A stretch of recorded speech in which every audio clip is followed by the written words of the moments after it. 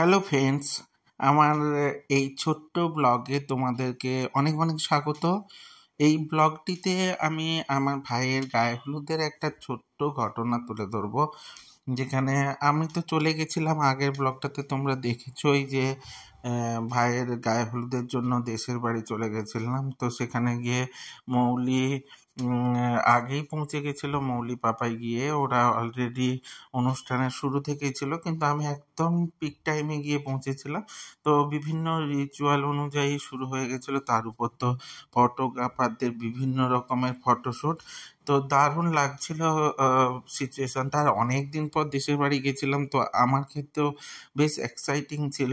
তো এই হচ্ছে আমার বৌদি, মানে ওই ভাইয়ের বৌদি। তো ভাইকে হলুদ মাখানোর পর ওরা বিভিন্ন রকম ফটোশ্যুট করে নিয়ে সবাই একে অপরকে হলুদ মাখাতে ব্যস্ত ছিল এবং বিভিন্ন হাসি ঠাট্টা করছিল।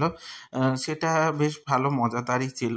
কিন্তু এই দেখো দাদা, বৌদি আর ভাইজি, আর এরা হচ্ছে আমার পিসি এবং 3 কাকিমা। তো ওরাও সবাই ফটো তুলে নিচ্ছিল এবং মৌলিরা সবাই তার জারদের নিয়ে ফটো তুলে নিচ্ছিল। গ্রামের একটু রিচুয়ালগুলো একটু আলাদা রকম হয়। দিদি মেনলি গায়ে হলুদের ঘর ডোবাতে যাচ্ছে। আমাদের কিন্তু ঘর ডোবানোর জন্য প্রতিষ্ঠা পুকুর পর্যন্ত যাওয়া হয়। এটা কিন্তু কাছে না, একটু দূরেই যেতে হবে। সবাই হেঁটে হেঁটে যাচ্ছিল এবং বেশ আনন্দ করতে করতে যাচ্ছিল। এটা হচ্ছে পুকুর ঘাটে যাওয়ার আগে। দেখো কেমন বাঁশ বাগান একদম রাস্তার ধারে, এবং দেখে মনে হবে যেন একদম চাঁদোয়ার মতো করা আছে। এরকম সিচুয়েশন তোমরা অনেকেই দেখোনি। তো পরিবেশটা খুবই সুন্দর, আমার তো বেশ ভালোই লাগে। আর আমি ওখানে ছোটোবেলা থেকেই বড় হয়েছি, তো আমার ক্ষেত্রে একটু বেশি ভালো লাগা আছে। তো গ্রামের অনুষ্ঠানগুলো তোমাদের কেমন দেখতে লাগছে বলো। তোমরা সাপোর্ট করলে অবশ্যই আরও ভালো ভালো ভিডিও নিয়ে আসবো। তো ভাইয়ের হাতে ঘটকলসি তুলে দিয়েছিল এবং এ দেখো ভাই বসে পড়েছে এবং সবাই মিলে 7 জন মিলে স্নান করিয়ে দিচ্ছে ভাইকে। তো এই পুকুর ঘাটটাতেই স্নান করবে ওরা, মানে দিদি আর ভাই মেনলি।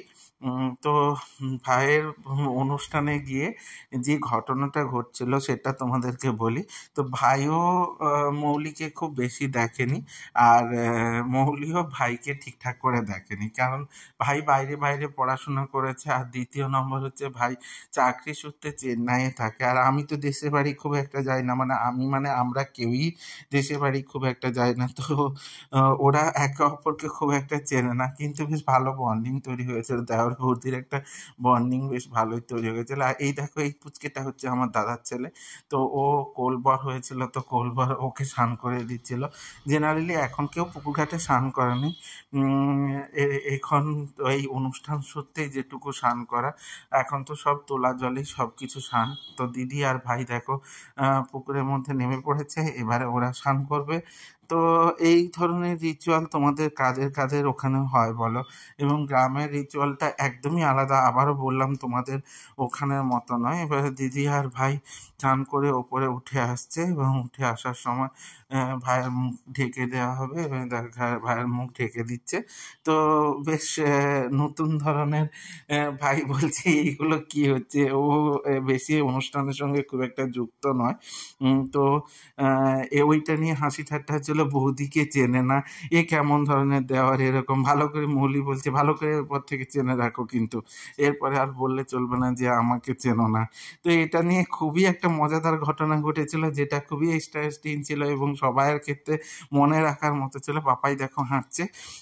তো এরপরে এসে ওরা ফটোশ্যুট করে নেবে। তো যদি ভিডিওটা ভালো লেগে থাকে অবশ্যই লাইক কমেন্ট শেয়ার করে দেবে। ইউটিউব থেকে দেখলে অবশ্যই সাবস্ক্রাইব করে দেবে, সাথে থাকবে। ভালো থেকো, টাটা।